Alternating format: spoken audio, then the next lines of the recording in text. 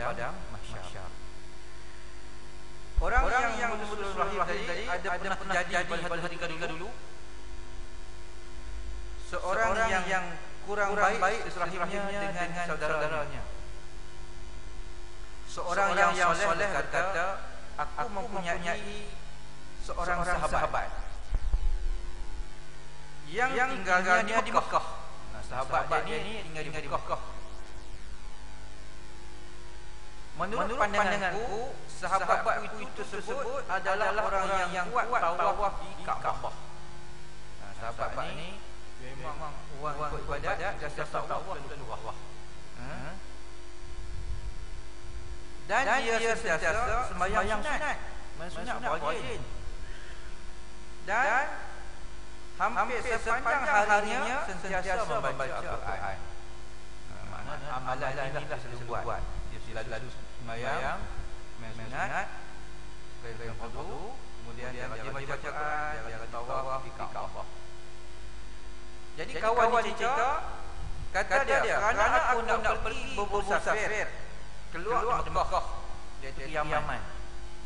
Yaman tempat bola sekarang ni. Saudi dia Pakatan Arab tembak Yaman tu gulungan Houthi. Houthi tembak balik masuk Saudi. Dia tak nak aman kan, tak aman dah. Nak Yaman. Nabi kata tanda-tanda akhir zaman asap keluar Yaman. Tak tahulah asap macam mana, asap bom ke, biru ke. Kan kita asap keluar Yaman.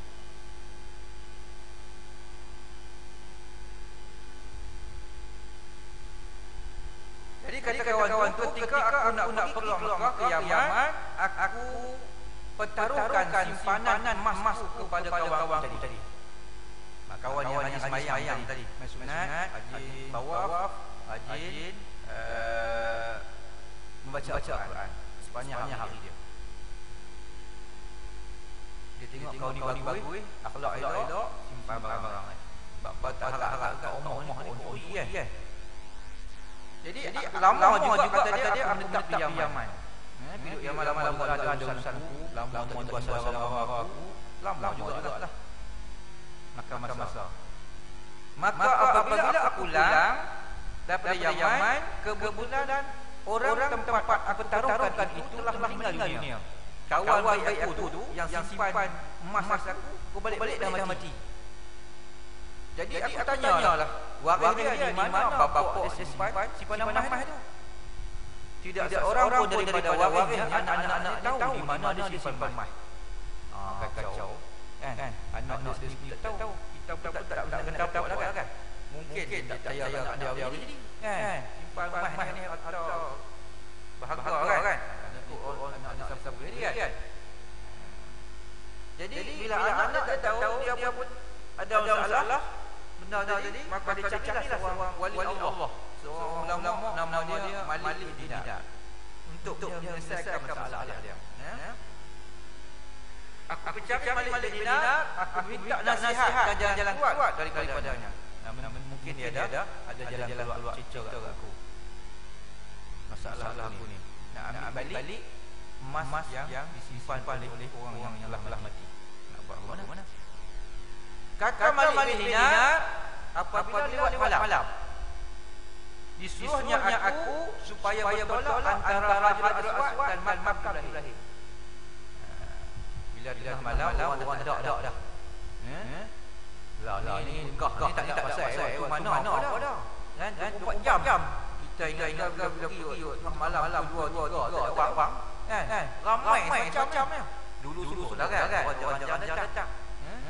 Dia kata di zaman dia lah zaman dulu ni. Zaman apa ni? Malik Dinar tahun 203 Hijrah. Dia kata apabila tengah malam disuruhnya kawan yang simpan barang tadi, barang emas tadi ni, supaya bertolak berjalan antara Hajarul Aswad dan makam Ibrahim. Tak mana pun tempat Aswad tu dengan Ibrahim kan? Dia macam bongkah tengah tu. Kan? Ibrahim. Apa sebab? Di tempat mustajab doa. Di antara tempat mustajab doa itu tempat dia. Samping kita kata Multazam, Hiji Ismail, kan? Apa semua tu. ancaman.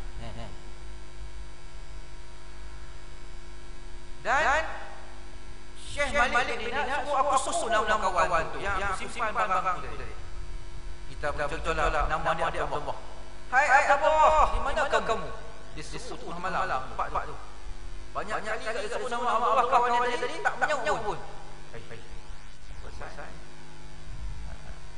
Kata Malik bin Dinar, kalau betul kawan kamu tu orang yang soleh, dia akan menyambut panggilan kamu. Tapi macam mana dia bagus. Bayang jangan nak lagi. Bawah lalu. Baca Quran lalu. Nampak saut. Dia pergi sekali lagi ke tempat Malik bin Dinar. Malik bin Dinar memberitahu peristiwa tersebut. Dia kata sedang pergi dah baca tuan suruh jalan antara Hajar Aswad dan Makam Ibrahim. Saya nama dia tak menyaut. Apa saya buat? Kata Malik bin Dinar, apa dia kata? Inna lillahi wa inna ilaihi raji'un. Dia kata gitu. Dia kata kawan kamu seorang yang malang. Bernasib malang. Itulah nama dia. Dia tak menyahut tempat kamu tadi. Itu tempat orang soleh. Kalau begitu kata Malik bin Dinar, kamu bertolak semula ke Yaman. Kamu bertolak semula ke Yaman. Di sana ada satu tempat. Dia juga sebuah telaga dinamakan telaga Barhut. Telaga Barhut. Di situ roh tempat orang yang dosa, orang jahat. Kamu pergi sana. Kamu suruh nama di situ. Kalau dia menyahut, memang di situlah. Dia oleh kerana nak balik mahmah dia tadi, dia pergi. Baru balik ke Yaman itu. Jauh Yaman tu dengan Mekah kan? Jauh. Kita tengok dalam peta tu. Yaman bawah sekali dengan bawah Arab. Tengok Mekah Madinah tu dah darah. Makam masa juga jangan bahari tu. Mudah juga kan? Dia bertolak semula ke Yaman. Apabila dia sampai di tempat tempat ini Telaga Barhut, dia pun menyebut nama kawan dia. Dia suruh, "Hai Abdullah, di mana kamu?" Sebut dia kali. Kemudian dia dengar saudara dia menyahut, "Ya, aku dekat sini." Roh dia jawab, "Aku dekat sini." Terkejut dia, "Hai, ada sini rupanya." Kalau tengok dia tu tak sangka lah kan. Dengan buat ibadat kan. Kemudian kata dia, "Aku sedang disiksa dan dipukul oleh malaikat di sini." Maka kawan tanya, "Apa sebab lakukan? Kenapa kamu disiksa?" Kata dia, "Aku ada seorang adik perempuanku. Tapi sebelum dia tanya, mana kau simpan aku?" Kata boleh. Sahabat dia tadi ni, aku simpan emas kamu di bawah tangga di rumah aku. Nanti kamu balik wipe. Kemudian dia beritahu sebab dia dipukul, disiksa. Kata dia, "Aku ada seorang adik perempuan. Tetapi aku tak pedulikan dia. Adik tinggal di Mekah. Adik miskin. Aku tak peduli dia, aku senang. Tak tengok dia, tanya khabar. Tak bantu dia, tak tolong dia, susah. Biar dia putus kan. Adik balik. Jadi sebab itulah aku susah begini." Kemudian kawan tu pun nak balik. Tapi sebelum dia balik, dia kata, "Boleh tak aku nak minta tolong pada kau. Kawan yang kena puih tadi. Sahabat yang telaga tadi kena puih. Aku nak minta tolong kau, boleh tak?" Apa dia? Nanti bila kau balik nanti, kamu bicara adik-adikku, adik perempuan aku. Di luar kota Mekah, kamu beritahu pada dia, aku minta maaf banyak-banyak. Hal-hal sebelum ini, aku tak pernah jemput dia sama sekali. Aku tak pernah tahu hal-hal dia. Aku tak pernah bantu dia, tak pernah tolong dia, tak pedulikan dia. Aku minta maaf banyak-banyak. Kesilapan pada aku. Kawan tadi pun tak apalah, dia insya-Allah dia balik.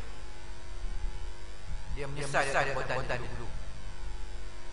Kawan pun balik ke bila balik dia bilang kawan tadi yang tempat kawan yang simpan tadi kuat bawah anak tangga bawa dia. Kemudian dia pergilah cari adik perempuan kawan tadi, kawan dia tadi yang siksa dia keluar tadi. Bila pergi sana dia menceritakan apa peristiwa yang berlaku pada saudara dia. Dia dipukul dan telaga pada begini, maka adik pun menangis lah. Adik perempuan yang menangis kerana barulah dia tahu abang telah meninggal dunia. Tanpa hilang berita langsung. Dia pun menangis. Kemudian kata adik dia, tak apalah. Segala kesalahan abang pada semuanya aku maafkan. Aku tak ambil hati pun. Dia menangis kerana kematian saudara dia. Kata boleh sahabat tadi, aku tak sampai hati dengan keadaan aku nak lalu cepat, maka aku bagi kepada adik perempuan tadi, perempuan kawan tu, separuh emas dia kepada adik perempuan tadi. Tengok. Sedekahkan Allah Subhanahu wa taala. Kemudian dia balik. Tak lama setelah itu lelaki tadi ni dia tidur dan dia bermimpi bertemu kawan dia. Kawan dia pernah simpan emas tu. Dalam mimpi itu dia melihat kawan dia sedang tertawa, gembira, seronok. Tidak lagi disiksa. Kata boleh sahabat ni sekarang seronok kamu, gembira, seronok juga ya. Apa telah berlaku? Kata kawan dia, aku ucap terima kasih kepada kau kerana kamu sampaikan hajat kepada adik-adikku. Setelah dia maafkan aku, Allah Ta'ala juga memaafkan kesalahan aku, dosa aku, dan aku diberi rahmat, nikmat isi Allah Ta'ala dalam kubur. Itulah dosa sedikit contoh kepada kita tentang kita kata orang yang menghubungkan rahim, yang menghubungkan rahim, di mana Nabi SAW Nabi kata la yadul jannah qatek. Dalam satu ayat rahim la yadul jannah qatek rahim atau kama qala. Tidak akan masuk surga orang yang memutuskan hubungan silaturahim sesama umat Islam. Itulah Nabi kata la yu'minu ahadukum la yahillu muslimin ay yahdura akhahu fawqa salasati layalin aw kama qala. Tidak halal bagi seorang muslim bahawa dia meninggalkan saudaranya lebih daripada 3 hari. Kalau tinggal 3 hari tak cakap apa, lain 3 hari, hukumnya berdosa di Allah Subhanahu wa taala. Dosa besar. Kalau sebelum 3 hari ada peluang lagi untuk dia sedang. Tapi tetap dia juga dikira kalau 2 hari ini dikira sebagai makruh dibenci oleh Allah Taala. Kalau sebelah hari 2 hari tak baik. Apatah kata lebih sampai 3 hari. Kadang-kadang boleh sampai bertahun-tahun. Tak cakap kerana masalah remeh kecil ya. Masalah kotak-kotak, masalah berselisih pendapat sebagainya. Sampai dia cakap tahun tu. Dia pula anak-anaknya ngaku rumah dia cakap. Tentang tu punya berat. Panggil tak elok. Kan? Betulnya kita kena ikis buang benda tadi kerana itu merupakan ajaran daripada syaitan Allah. Syaitan juga kalau kita bergaduh sama kita mana. Kalau kita bisa satu padu memang dia tak dia jalan kita mudah gaduh. Dalam satu hadis Nabi sallallahu alaihi wasallam Nabi sebut isnani la yanzuru ilaihima yaumal qiyamah qatir rahim wa jarus. 2 jenis manusia kata Rasulullah yang tidak akan dilihat oleh Allah Taala pada di akhirat kelak dengan pandangan rahmat. 2 jenis manusia yang tidak dipandang oleh Allah Taala dengan rahmat nanti di hari akhirat, hari kiamat. Yang pertama kata Rasulullah qatir rahim, orang yang memutuskan hubungan rahim. Kita hebatlah ya apa pun. Majlis pun kalau kita rahim, Tuhan Tuhan pandang kita dengan pandang rahmat. Tak boleh langsung. Itu yang pertama. Yang kedua ialah wajar rusuk dan jiran jahat yang buruk pandang.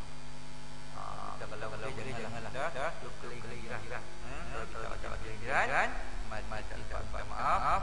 Allah Taala akan pandang kita dengan rahmat. Jadi sebetulnya Nabi SAW kita berbaik dengan jiran ni.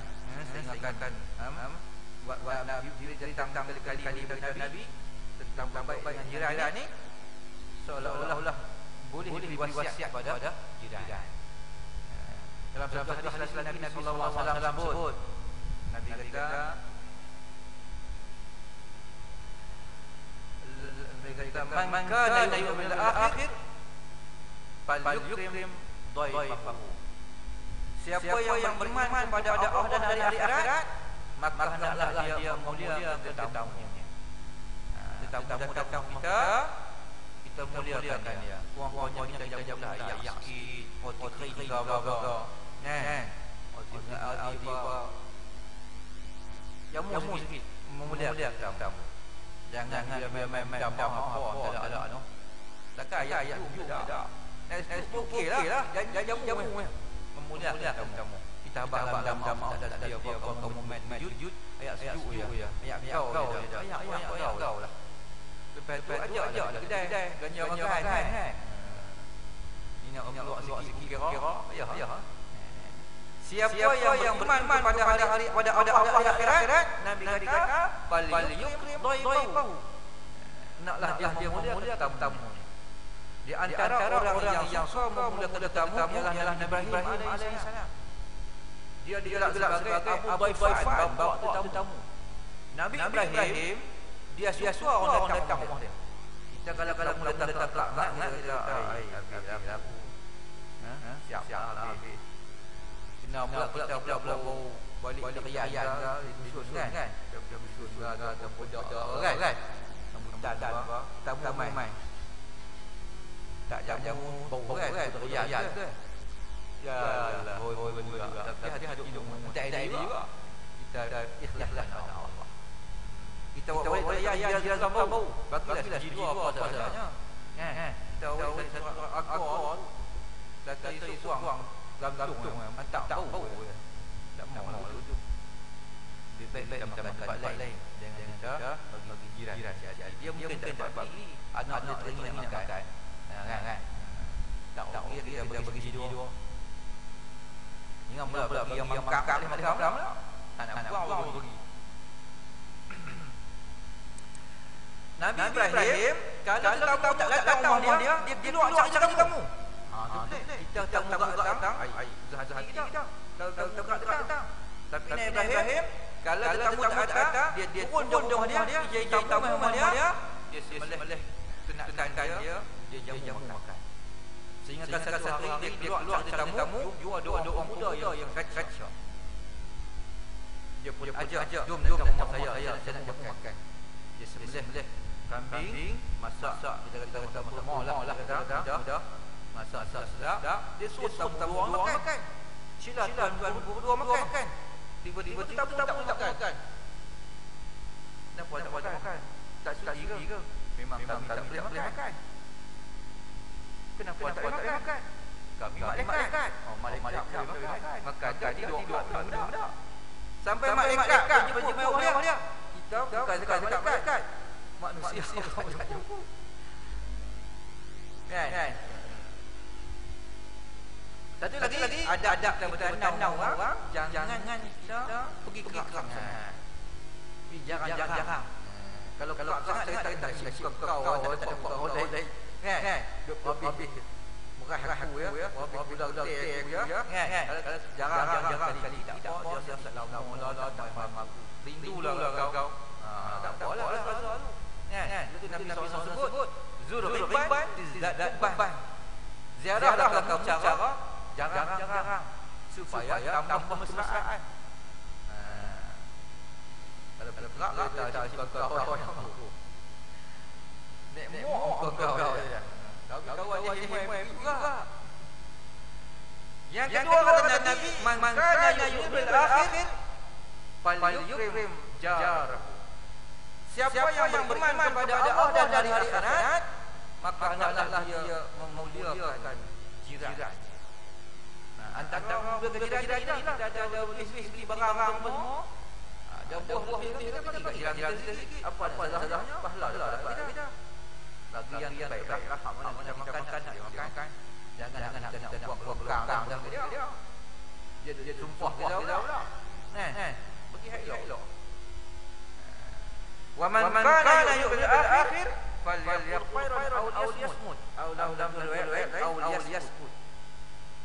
Barang siapa yang beriman kepada Allah dan hari akhirat, kata Nabi, maka hendaklah dia bercakap yang baik. Cakap yang baik je. Ataupun kalau tak boleh bercakap yang baik, dia boleh cakap apa lara, cakap macam. Kalau tak boleh, auliyasmut ataupun diam. Nak cakap yang baik, tegur yang baik, nasihat yang baik. Kalau tidak tak payah cakap. Dosa. Kita cakap yang baik dapat pahala. Nabi SAW sebut al-kalimatu thayyibatu shadaqah. Kita ucap benda yang baik merupakan sedekah. Kita ajak orang buat baik. Dapat sedekah, pahala sedekah. Percuma dapat. Umpamanya mudah sedekah ni. Jom kita pergi masjid di surau, nak pergi sembahyang, nak mulia, dapat pahala sedekah. Kita ajak tadi. Dia datang dapat pahala kita. Dia tak datang, tak apa, dia datang. Pahala dapat kita juga. Kita ajak. Kita ajak dia tak datang, kita kirim. Dia datang. Dia pergi dapat pahala, kita dapat pahala juga walaupun kita kirim tadi. Tak boleh datang masjid. Sebab kita dia datang masjid. Allah Taala nasibnya ya. Rahmat dia beri kemuliaan. Kalau tak boleh cakap yang baik, dia itu selamat. Bapa Sayyidina Ali kata Sayyidina Ali kata siapa yang berkata banyak dia salah banyak salah. Siapa yang banyak salah dia akan banyak dosa. Siapa yang banyak dosa maka neraka adalah tempat dia. Mana dia diam. Saja dikit. Itu saja bacaan. Itu saja baca haji. Baca agama. Itu baik. Semau duduk pada jam. Tak salah kopi. Minum boleh ya. Ni sampai satu kunci sampai cukup tengok. Padahal harus ulang kali-kali pun. Kita tengok sekali penyemulah. Dia seronok. Boleh hafal situ. Tambah pula awam pula. Lagi suka tengok. Jahat. Okey. Kemudian saya cerita sikit tentang pencuri kapan. Dia boleh dengar pada lagi. Lihat perkara yang ganjil pada mayat. Terdapat satu pemuda yang kerjanya menggali kubur. Penggali kubur. Selalu tengok cerita tanah kubur kan. Belak tu tanah kubur. Kerja dia menggali kubur. Bukan seorang semua. Wali nak banyak. Macam-macam orang cerita macam ini dia cerita perkara ganjil dia lihat ketika dia gali kubur dan dia sempat curi kapan. Jual. Mungkin tak cukup orang bagi dia. Jual. Pada satu hari mudah-mudahan jadi ibarat dia curi kapan, dia gali kubur, dia kerja gali kubur. Malamnya kan tak ada orang dia buat mula. Dia curi kapan jual. Punya jahat. Mungkin tak cukup bagi cukup kan. Pada satu hari pemuda tersebut berjumpa dengan orang ibadah untuk menyatakan kesalahannya dan keinginan untuk bertaubat kepada Allah Taala. Dia buat kerja ni lama dah. Tapi tiba-tiba sampai nak taubat kepada Allah Taala ibadah alim. Nak tahu macam mana cara nak taubat. Kita kena belajar juga nak taubat. Elok taubat kita. Tidak tahu buat saja.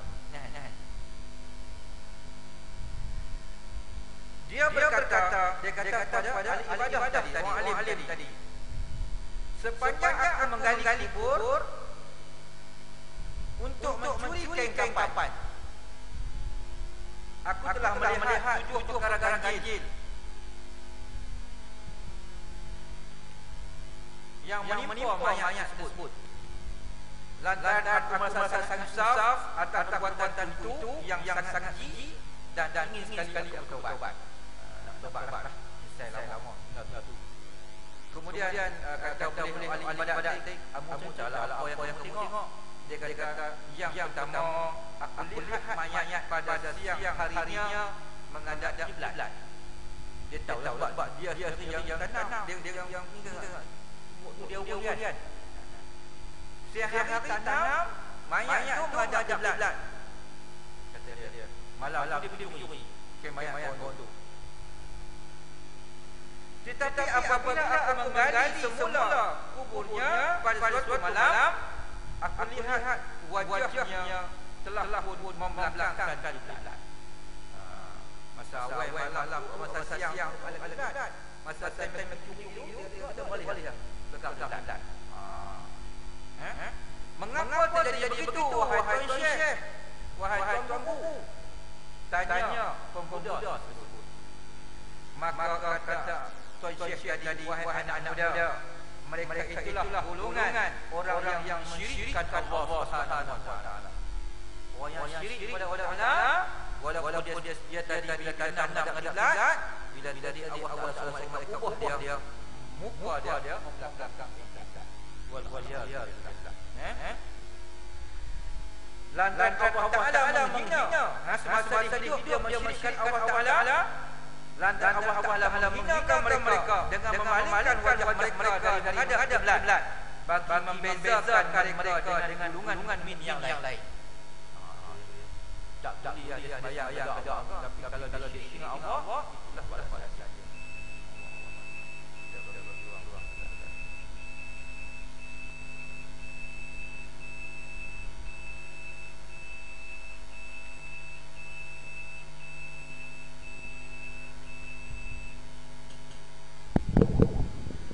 Subhanallah, la ilaha illallah, wallahu akbar, wa la hawla wa la quwwata illa billahil azim.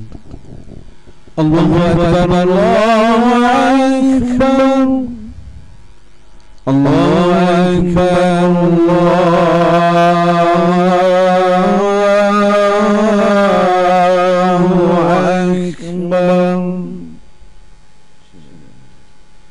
Asyhadu an la ilaha illallah,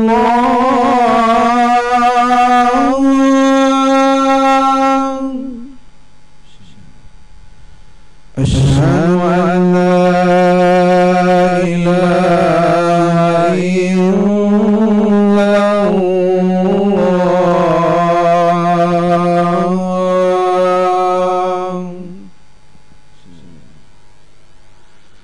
asyhadu anna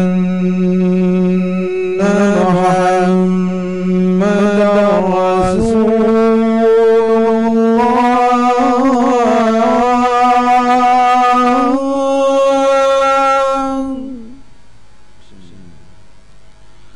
asyhadu anna Muhammadar Rasulullah.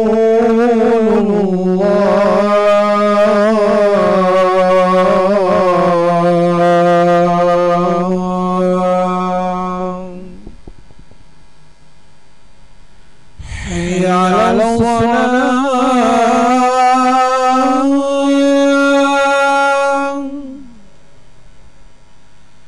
hayya 'alas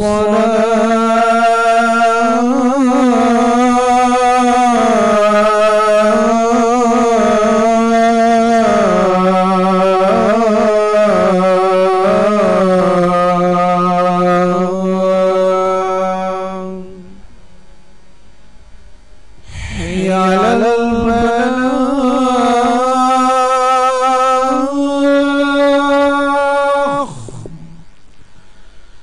hayya 'alal falah.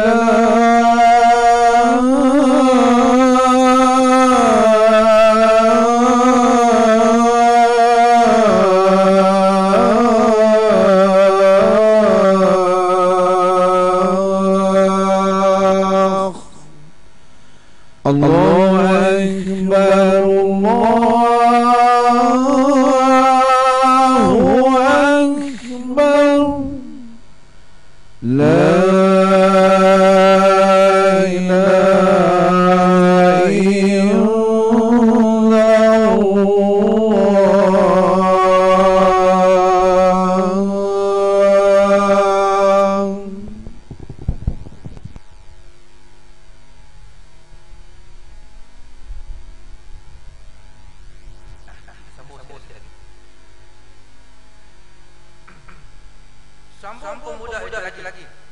Gulungan yang kedua, aku lihat wajah mereka sangat elok semasa mereka dimasukkan ke dalam liang lahat. Yang kedua ni, aku tengok cantik wajah dia. Masuk liang lahat tadi. Tak kala malam hari, ketika aku menggali kubur untuk curi kain kafan tadi, aku lihat wajahnya telah bertukar menjadi rupa babi. Mengapa begitu wahai tuan guru?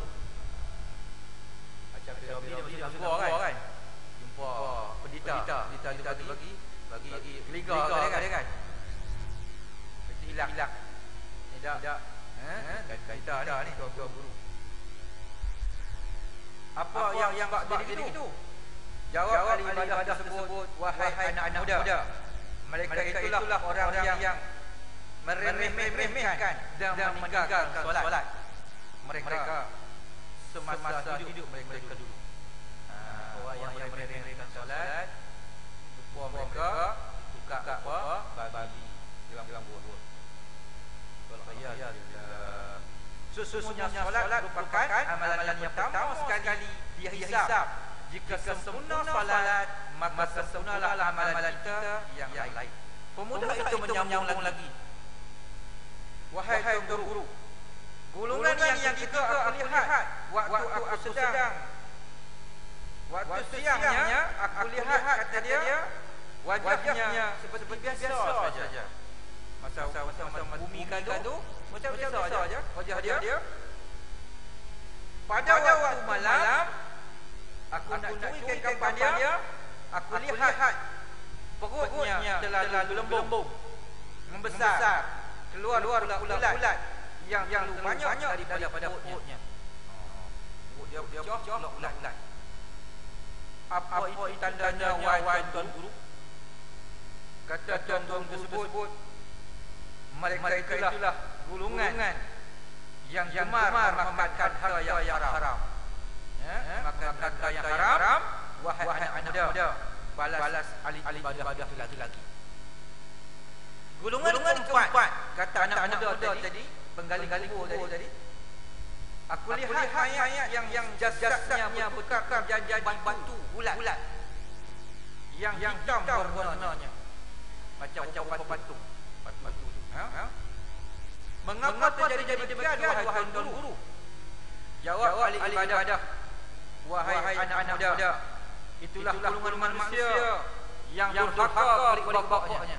Masya-Allah. Dahsyatnya. Orang durhaka kepada bapaknya ditukarkan seperti rupa batu. Wajah dia macam batu durhaka. Duduk di belakang jadi dia batu. Itulah gambaran orang durhaka kepada bapaknya dalam kubur nanti.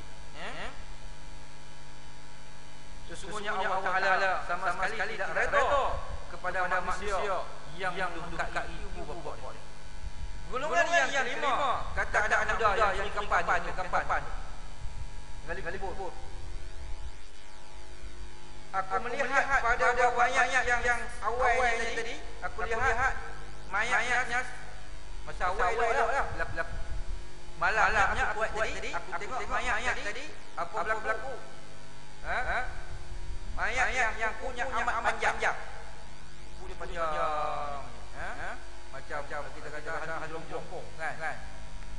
Jenok kan. Ya. Pop jenok malam.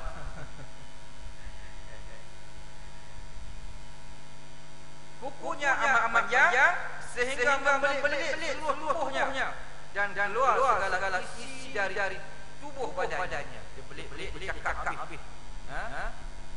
Wak tadi itu habis keluar. Si keluar habis.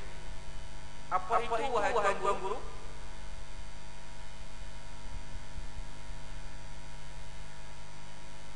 Anak muda, kata tuan guru, mereka itulah golongan yang gemar memutuskan hubungan silaturahim. Orang yang gemar silaturahim itu banyak belit badan dia habis semua dia buang.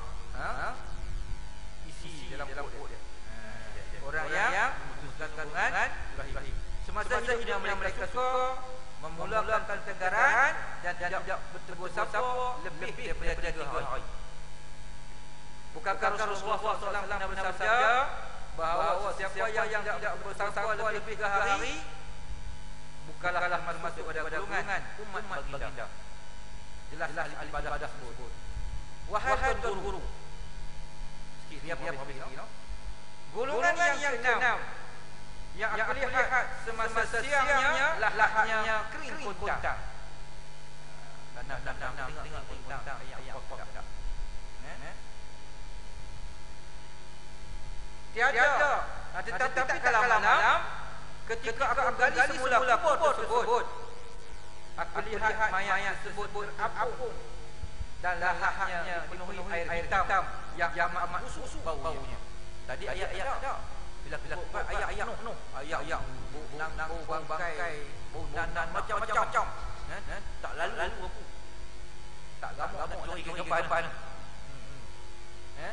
Wahai anak muda, kata Tuan Guru, itulah golongan yang makan riba. Golongan yang makan riba. Sewaktu hayat-hayatnya jawab Ali Badah sebut. Wahai Tuan Guru, golongan yang akhir, yang tengok golongan yang ketujuh, yang akhir, aku lihat mayatnya sentiasa senyum. Aku pergi tengok 3 kali itu, mayatnya sentiasa senyum, wajahnya berseri-seri. Mengapa demikian wahai Tuan Guru? Dia nak jadi kapal tu, dia tengok mayat senyum dia. Wajah seri. Maka jawab ahli ibadah tersebut, wahai anak muda, mereka itulah golongan manusia yang berilmu. Orang alim ulama. Orang alim ulama yang berilmu, orang yang soleh, dan mereka sentiasa beramal dalam ilmunya suatu hayat mereka, dan inilah golongan yang boleh keredaan serta kemuliaan di sisi Allah Subhanahu wa taala.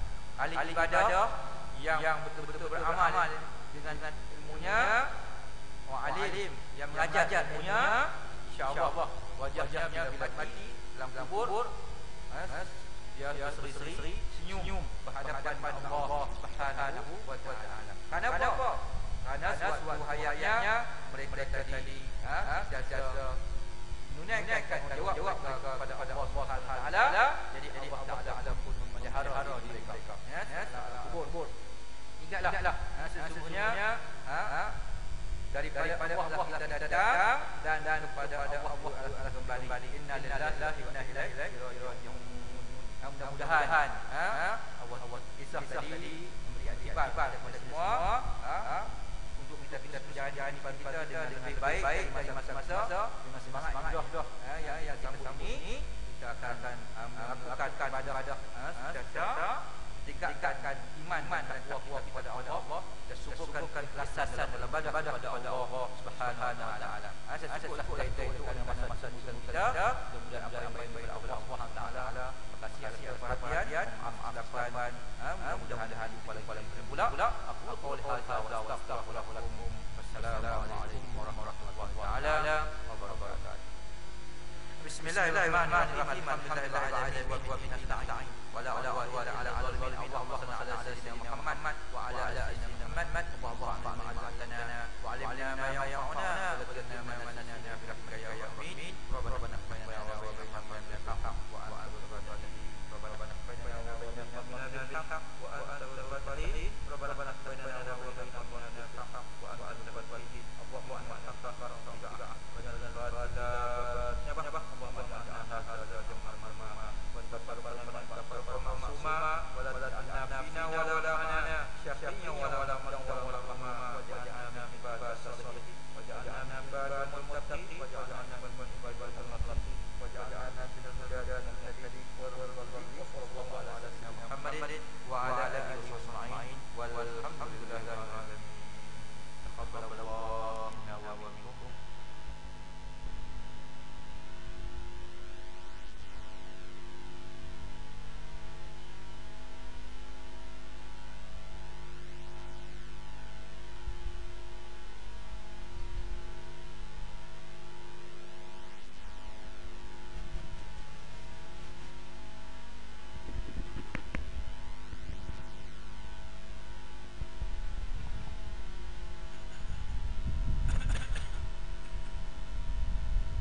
الله أكبر الله أكبر أشهد أن لا إله إلا الله أشهد أن محمدا رسول الله حي على الصلاة حي على الفلاح قد قامت الصلاة قد قامت الصلاة الله أكبر الله أكبر لا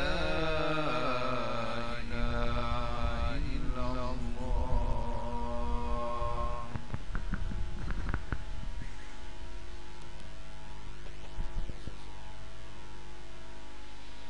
صووا الصفوف فتسلت الصفوف تمام الصلاة الرؤوس تقرب الصفوف اللهم إن الشيطان الرجيم بسم الله الرحمن الرحيم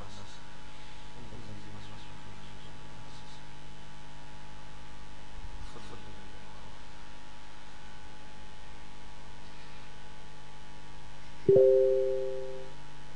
الله الله أكبر الله أكبر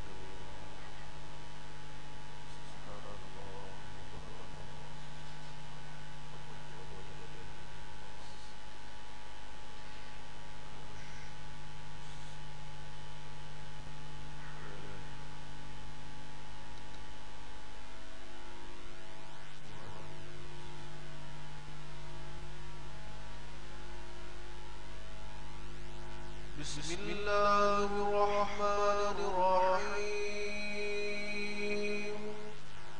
الحمد لله رب العالمين الرحمن الرحيم مالك يوم الدين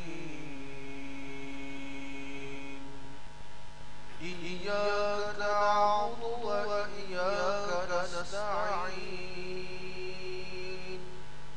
اهدنا الصراط المستقيم صراط الذين أنعمت عليهم غير المغضوب عليهم ولا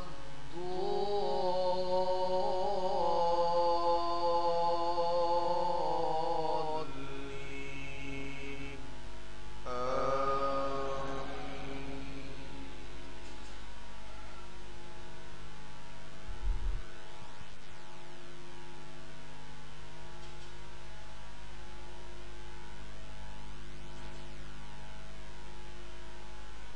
أو كالذي مر